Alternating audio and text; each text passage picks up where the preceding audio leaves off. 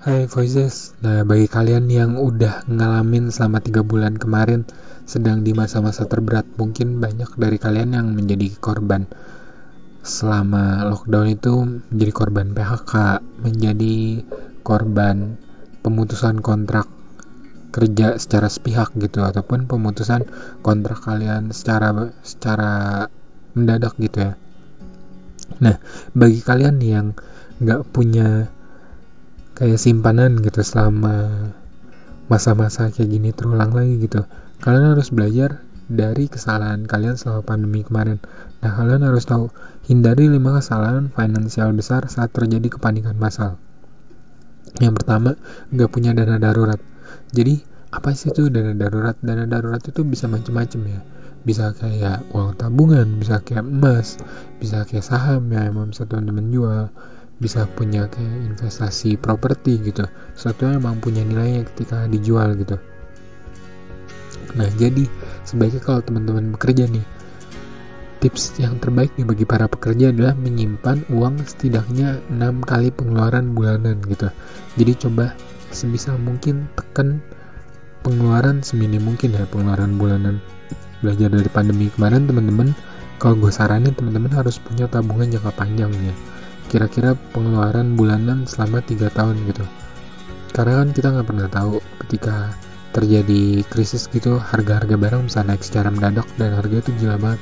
Jadi yang tadi teman-teman nabung 3 tahun, bisa aja ternyata itu duit di zaman itu kepake hanya untuk 1,5 tahun gitu. We'll never know gitu ya. Jadi emang teman-teman harus berpikir panjang untuk dana keuangan. Cut loss, bagi teman-teman yang menjadi investor atau trader pasti tahu banget nih yang namanya istilah cut loss. Ketika terjadi kenaikan gitu dan saham anjlok, akhirnya orang-orang punya kayak pandangan yang buruk, daripada kayak rugi besar gitu langsung di cut loss. Nah, selama teman-teman punya nilai fundamental yang baik nih sahamnya, sebaiknya jangan langsung di cut loss, karena biasanya harga bakal normal lagi nanti setelah keadaan normal ya, terutama sih brand-brand yang memang punya keunggulan di bidangnya ketika sedang terjadi krisis gitu ya.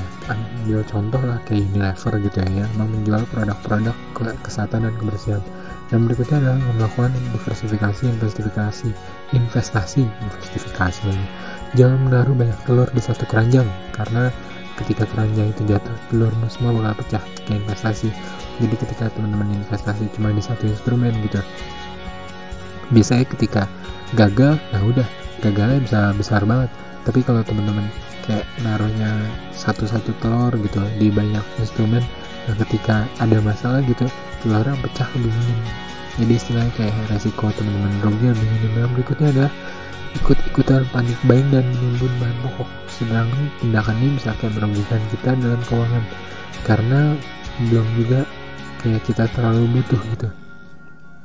Karena emang barang-barang tertentu biasa cenderung naik pas lagi kayak terjadi kepanikan massal. Kayak kemarin kan tiba-tiba heboh masker, terus hand sanitizer gitu, yang gak lama sekitaran 1 bulan harganya udah balik normal dan orang-orang yang nimbun tuh kalang kabut. Kocak banget sih ya.